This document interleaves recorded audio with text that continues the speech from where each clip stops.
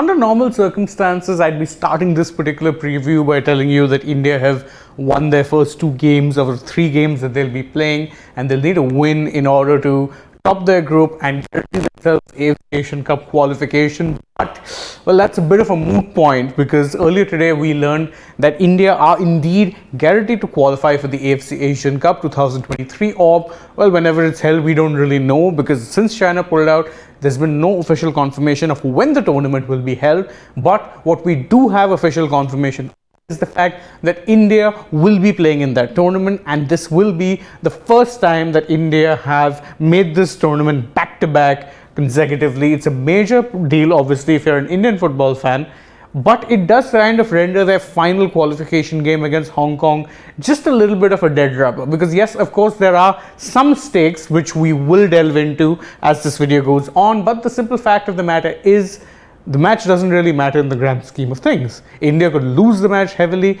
and they'd still be in the tournament. So the major objective, which is of course qualification for the continental tournament, has been sealed.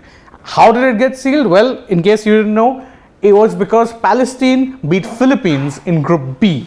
And that result ensured that India, even if they lost to Hong Kong in their final group match, would be one of the 5 best second place teams, because remember, from the 6 groups, only 5 of those teams who finished second in their group will get to qualify.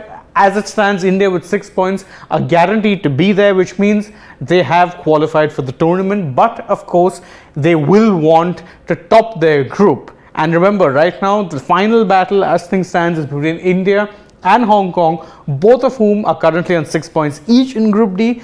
And Hong Kong are ahead only on the virtue of goal difference. Theirs is 5, India's is 4. So obviously it means India need a win, and a win will seal their top spot in Group D, which will of course be a good way of ending the tournament. It'll be a nice way to, finish the tournament on a high and whatnot. But India versus Hong Kong as a competitive fixture, well, if you go over, recent head-to-head records, or if you go over the overall record, it does make for some interesting reading, even though I must say that international football, especially for Asian countries, the gap between some of these fixtures can and will often vary to the point that, the context is important. But if we are to look at, if we are to look at the head-to-head record of these teams, of both these teams, that is India and Hong Kong, well, generally speaking, the overall trend is in favor of India. These teams have played each other 15 times, of which India have won 7 of those matches. Hong Kong have won 4, and the remaining 4 have been draws. However, and this is important to note, is that in recent times, this has been a fixture that has largely favored Hong Kong, because the last 3 matches that India have played against Hong Kong, they have not been able to register a win. In fact, 2 of those were losses. 1 were being a draw. So again, if you're an Indian fan, you'd think, okay, that's probably not the greatest of signs, all things considered. But it is worth noting that the last of those matches happened a long time ago. So again, it is worth taking that in context, because it's been quite a few years now that Hong Kong and India have faced off. That being said, India's last win against Hong Kong came in 1993. That is 29 years back, in case you're wondering, in case you're doing the math in your head. 29 years ago was the last time that India beat Hong Kong. And if you go back in history and look at their fixtures, in the early days, India were the more dominant team. But of course, that was also an Indian team that did very well at international level. Comparatively speaking, this Indian team might not be as strong, but they have shown, at least so far in this qualifiers, that they are able to grind out results. I mean, even in the last match, they at one point looked set for a draw. After getting what seemed like a late winner, they took a late lead thanks to Chetri, then conceded almost immediately, and then found a late winner courtesy of Sahal Abdul Samad, who, as I pointed out many times, can be a goal threat from midfield. But the simple fact of the matter is, India, there are a few issues of concern for them going into this match. For one, Hong Kong are probably the strongest team in this group till this point, so they will pose something of a challenge, certainly more of a challenge than Cambodia and Afghanistan did. But of course, that might kind of play in favor of the Indians, who, while the Indian team in recent years have become better at dominating possession, or at least controlling possession better, more often than not, where they lack is in the ability to break down teams that will defend compactly, and also when it comes to chance creation. But I expect this to be a fairly even battle because Hong Kong are also a team that like to dominate possession. They will look to play attacking football. So India might just kind of revert to mean after 1 point and maybe just, look to play out the game. Again, you have to remember there's nothing really to lose here. So they might just look to pinch a few goals here or there when the chance arises, and otherwise look to be a little defensive.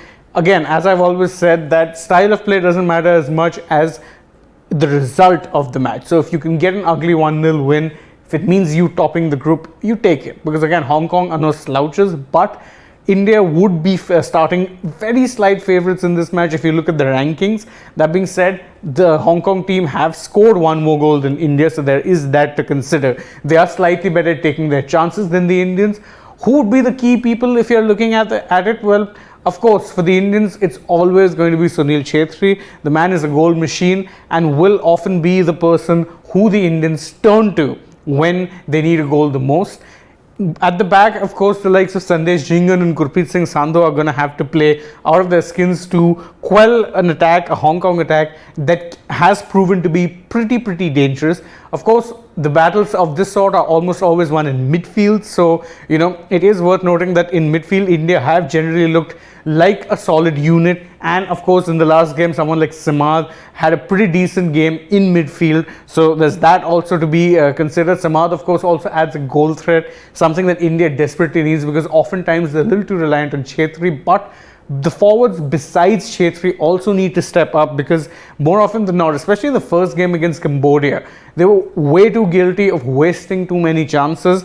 It's not that they didn't create chances or that they didn't have possession. They did both.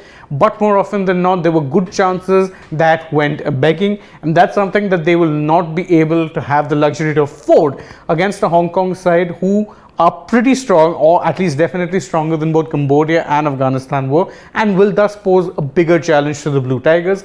Nevertheless, I think Igor Stimac and his men will be looking to play out the match and get the win, because remember, India also have the home advantage and this match is going to be played at the Salt Lake Stadium in Kolkata. Fans have been turning up to support the boys, so obviously there's that as well. They would want to be ending the qualifying thing on a high, seal top spot and go into the Asia Cup with some momentum. So that would definitely be the target. Whether or not that happens, well, we'll find out soon enough. And don't forget to tune into our channel, because we will be covering the results afterwards. I will of course be providing you guys with some analysis on how the match went and what the result would mean. So do join us for that. For now, I'm going to take your leave. So thank you all for joining us. If you enjoy what it is that we do, don't forget to like the video, share it with your friends, drop us a comment below, subscribe to the channel if you haven't already. We have a lot more stuff coming from you, and today is an interesting day in the world of sport, particularly Indian sport. There's India-South Africa coming later on. The IPL media rights news is going into overdrive, so stay tuned with us for that as well. As always, I'm Shane Reyes, and I will be with you guys very soon. Bye-bye.